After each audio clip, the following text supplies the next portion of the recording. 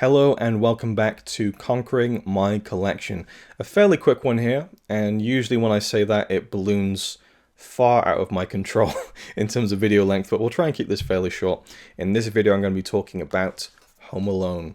Now this isn't a film I've never seen before, and I don't think people even care or give a shit about the initial idea of this series, Conquering My Collection, which was meant to be Blu-rays of films in my collection I'd never seen before. This is a film I've seen maybe 25, 30 times in my life. Probably more than that. Probably about 50 times, I'd say, because even watching this again, I'm realizing how many of the lines are burned into my... It's not even things I think about on a daily basis. I'm not like thinking about quotes from this film on a daily basis, but, you know, there are certain things that are just a part of my own internal lexicon, like, this is it, don't get scared now. Those lines that just always seem to pop up in my brain. But there are some lines in this film that I never think about, but when the movie is on, I'm thinking, before it's said, I'm a criminal, you know, or, you know, when what's his name? I forget, Marv? I always get the names mixed up. Marv? What's the other guy's name? Marv and... Does it say on the back? I don't think it does. Two bumbling burglars. I don't know their names. Marv? Marv?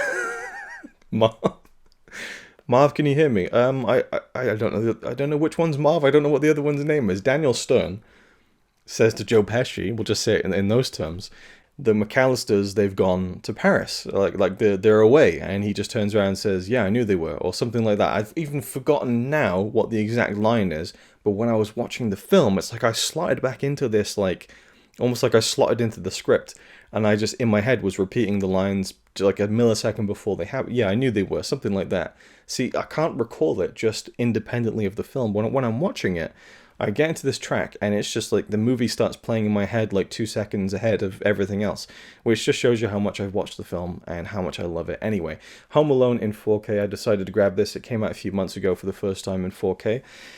And I thought for the Christmas season and the 30th anniversary of the film, is it? Yeah, it is in fact the 30th anniversary edition of the movie. Fairly bland cover. Like, I don't like it when they go to these... My voice is going. I don't like it when they do these kind of the modernized, you know, posters. It's, you know, it is what it is. It looks okay. And, you know, we have the 4K disc and the normal Blu-ray, which I'm not sure if it's a remastered Blu-ray, probably not. But all the extras are on the Blu-ray itself. And I don't know if anyone can tell me this. I'd really be intrigued to hear. I'm not sure what this is, but the runtime on the 4K is 103 minutes. And I think when I watched it on, you know, the timer on the Blu-ray said an hour and 42 minutes. The Blu-ray is listed as being 99 minutes long.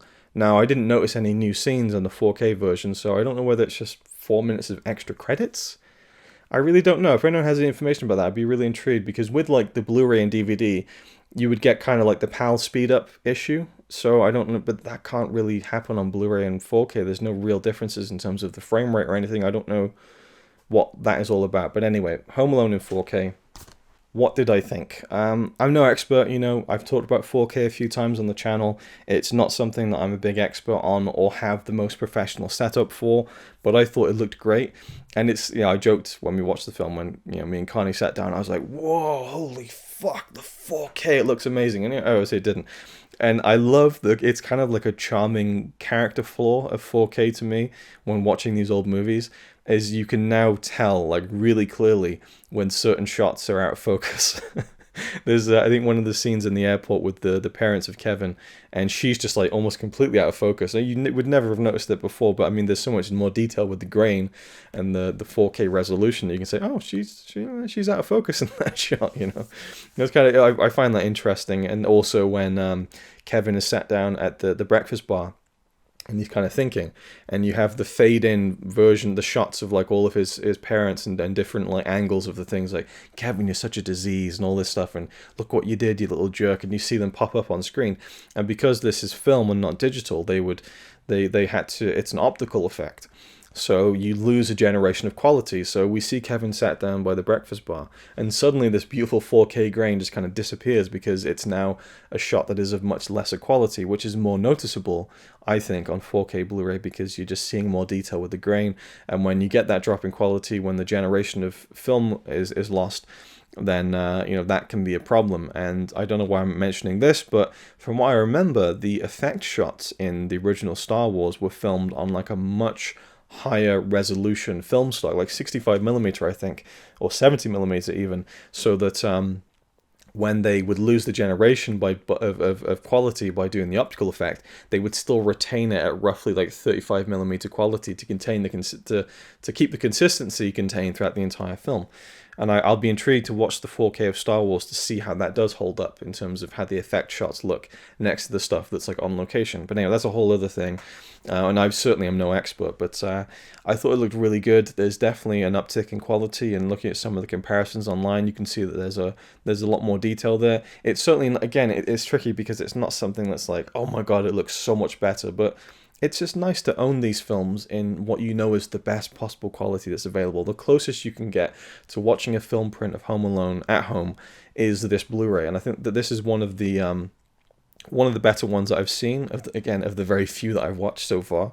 But of the ones that I've seen, and again, I'm still like fairly early in this 4K journey. I haven't really even, I probably only watched about 10 4K discs in my entire life, but for the ones that I have seen, this is one of the really good ones. I just thought that it was a really solid, like some of the colors looked really nice and not in a kind of, garish kind of, HDR, like really turning everything bright, just nice color, nice depth. I just thought it looked really, really good, and it's a film that I love dearly, and it's kind of like a great Christmas film, one that we watch all the time, and that Connie will always say, when are we going to watch Home Alone, because we have to, because it's December, and I like that. And even I was a little bit concerned actually before we watched this tonight. I thought, is it just going to be like I'm watching this film too much? Like I watch it every year, and I don't love watching films all the time, rewatching films all the time. And so I was almost concerned that, I know this film so well. Is it going to be enjoyable? I don't know. And I hope that the 4K would kind of, enhance the experience and give me something new to look at. And it kind of did. At times there were things where I was like, oh, there's a detail I didn't really spot before. And, you kind of look at things more. And I like that. I appreciated that part of the experience. But it just holds up. It's a fun film. At times, I can feel how directed Macaulay Culkin was. There's scenes where he stood there and he's smiling very like happily, and I can just feel the off-screen presence of the director saying, "Now hold the smile," or just like, "You really need to smile with your teeth in this shot," or have a little bit of attitude with that, where you say like, "This is my house, I must defend it." Like, give it a bit of attitude, Macaulay. Like, I can kind of feel that in the way that he acts and stuff, which is one of those weird things where I'm not trying to analyze it, but I definitely notice these things, which may be completely untrue. It might just be, hey, Macaulay, do the scene, and he comes up with the characterization himself. But it felt to me very much like, at times I could feel the influence of the director trying to get the performance out of him, which is brilliant.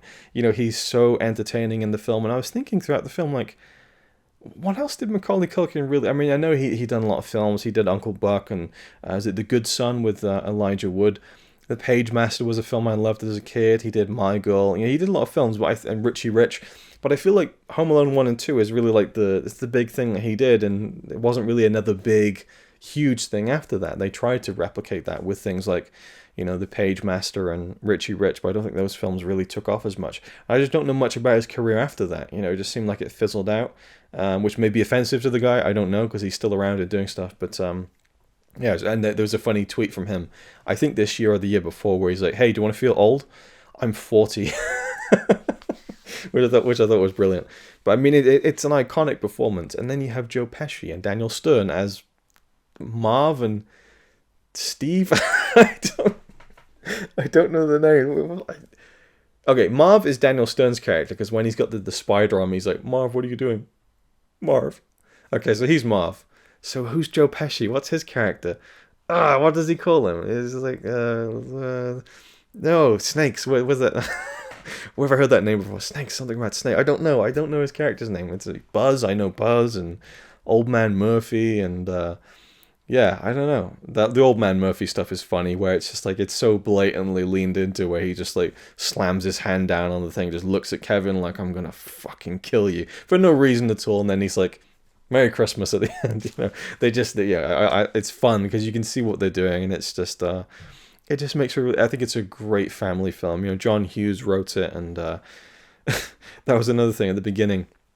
It said, John Hughes film or something, or John Hughes production, something like that, and I went, John Hughes, and Connie's like, "What, is he dead or something?" And I was like, No, I was just thinking like, and she's like, oh, you were sighing as if you were saying, oh, John Hughes, I wish he was still around and making films. And I'm like, well, I was thinking that, and he is dead.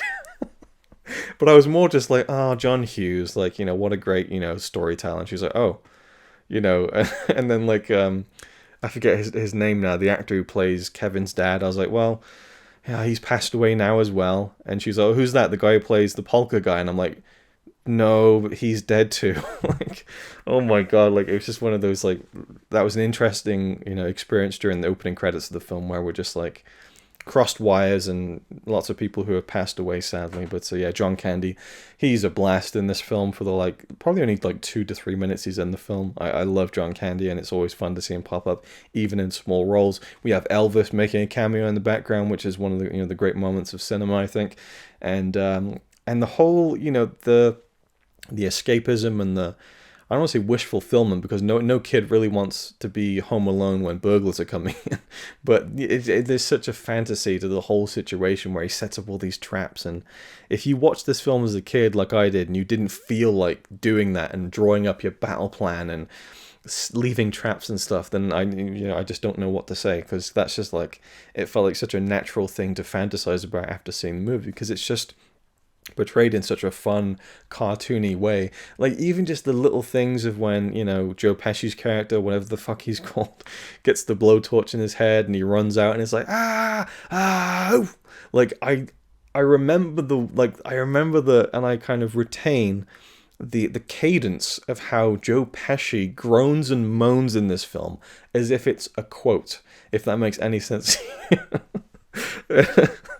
I don't know, it's just one of those things. It's like or Kevin when he flies out on the sled out of the house and the kind of just the that he makes when he falls off and runs into the snow, and the way the music tapers off. And it's one of those films where you've seen it so many times that it's just all the details are embedded, and then watching it in 4K you notice more visual things here and there, and that just adds to the experience of revisiting a film that you love, I think. And yes, this isn't really a review of the film, just a gushing of how much I love it, I suppose. And it was really fun to revisit it, and makes me want to watch the second one now, which I always loved, and I probably loved it more as a kid because it gets way more cartoony in the kind of final act. But you can't really beat the original. Like, there's such a purity to it, and you got to go along with it, as well, because it's like, it's terrible what the parents do, but it just makes for a really fun movie, and I just it's just so enjoyable. And I think Macaulay Culkin just was, talk about being in the right place at the right time. This movie was tailor-made for him. He carries the whole fucking thing, and it's just such an entertaining film. The cast is great, even to like the minor characters, like some of the kids and the uncle, look what you did, you little jerk. He's just such a twat. He makes such a twatish impression in such a small amount of screen time. And it's just great moments. It's just great moment after great moment for like an hour and 40 minutes, and you're golden. And then you got John Williams doing the fucking score. Like, how much better can you get with the music? It just doesn't really get much better than that, and it's a really memorable score. Some great stunts. Like, it's just, yeah, I could just rattle on about things that are great about this film. I think it is a Christmas classic. I think it's a family classic, and one of my favorite films. And now 30 years old. It's almost as old as I am. And I wouldn't even call myself all that old, but to think about this film being 30 years old is really strange, because, of course, when I first started watching Home Alone, it had only come out, a few years earlier. And now it's, it makes me reflect on my life a little bit and my childhood, and makes me hope that, in future years to come, I could have kids and show them this movie and get a whole new, like, that's what I'm really hoping, because I feel like I'm almost reaching kind of the tipping point of having watched this film too much. I don't think I've seen it in a couple of years. We try to watch it every year, but we don't always get to it every Christmas. But the 4K seemed like a natural fit to kind of go back to the film and everything. But I kind of hope that in the future we'll have kids and we can show them Home Alone, and it'll breathe a new life into the enjoyment, because then I can watch it through their eyes. That would be really great. And I think about that with lots of films, of course, but Home Alone's a big one because it's such a fun film when you're a kid. It's so fun. The whole the film noir, the Angels with Filthy Faces or whatever they called it, brilliant, and yeah, it's just so many great moments. You could just go on. And I love that Joe Pesci did this. This guy who does such great work in the serious works of Martin Scorsese, even though he's very cartoony and funny in some of those films. But well, you know, he did comedy. He did My Cousin Vinny, of course. But to see him in this family movie, you know, it's just great. He's such a perfect fit. And then Daniel Stern is perfect foil for that character as well. I just can't believe I couldn't. I feel like if you put a gun to my head, I couldn't tell you what Joe Pesci's character's name is. Marv and something and Marv, the Wet Bandits, W-E-T. I don't know. You know, I just can't. It's strange. Another thing Connie moaned about. She said, "Oh, this scene always bugs me." It's when they're outside the neighborhood, and Joe Pesci's character is saying, "Okay, this house lights is going to turn on about now, and then number 7 right about now." And Connie was saying that, like, but they wouldn't be timed by like every 10 seconds. It would be like per minute, surely. And I'm like, yeah, in real life, like for the purposes of this scene, they're not going to have, you know, Joe Pesci and Daniel Stern in the van for like 5 minutes of screen time just just to accurately portray the passage of time that would be normal for Christmas lights to be set off and set to a timer. And I said, "It's artistic license." And she said, "What?" I said, "Artistic license." And she went, But you just have to like not go into that. And it's another thing where it's now become a part of our viewing experience where we'll keep commenting on the same things. Like whenever the spider thing comes up, it's like, oh, Connie will say, "Well, you know that he didn't really scream and they did the scream." Yeah, I know. And then the sled down the stairs, even when I was a kid, I was like, it doesn't really work. He just goes straight into the fucking wall. Like, you'd have to go diagonally down those stairs. It doesn't really work.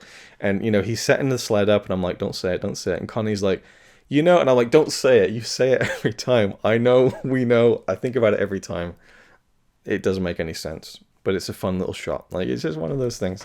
And it sounds like I'm moaning about Connie. I love Connie, and I enjoy the banter that we have between us, and especially when it comes to things like that. It just makes the film more fun, if anything, because it's just like, yeah, we've seen this film too many times, I think, but it's one of those things that there isn't diminishing returns with this film, and I always worry that it will have.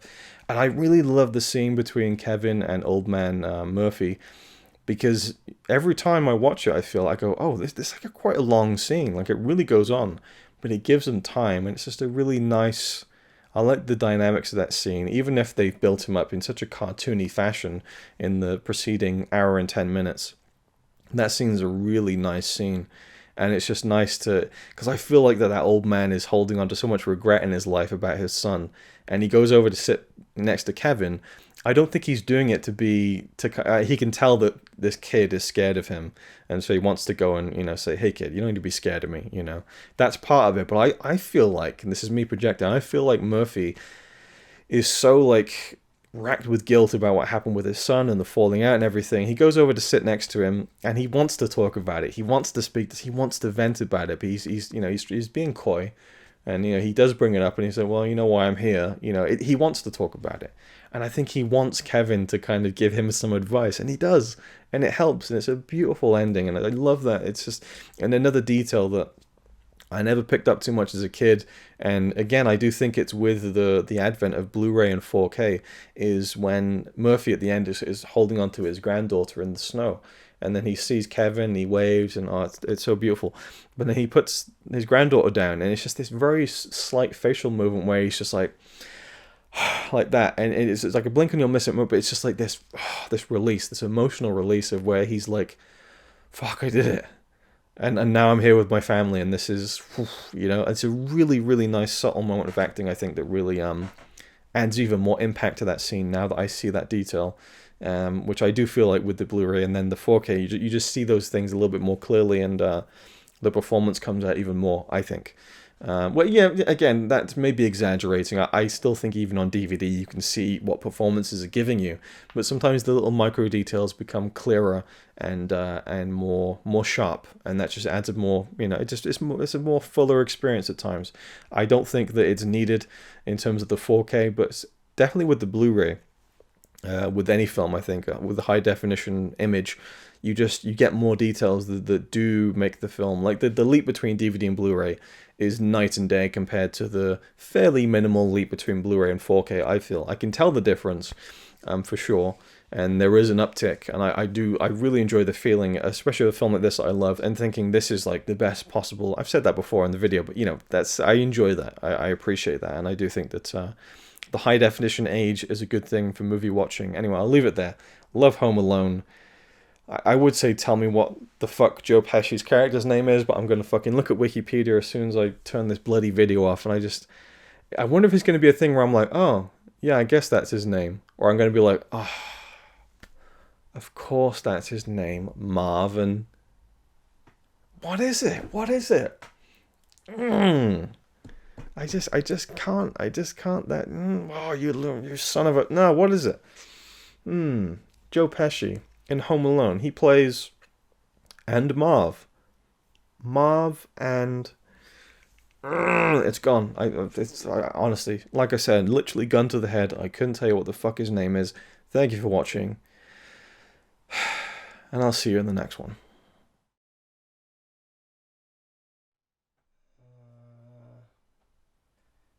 Now what the fuck is it? Harry.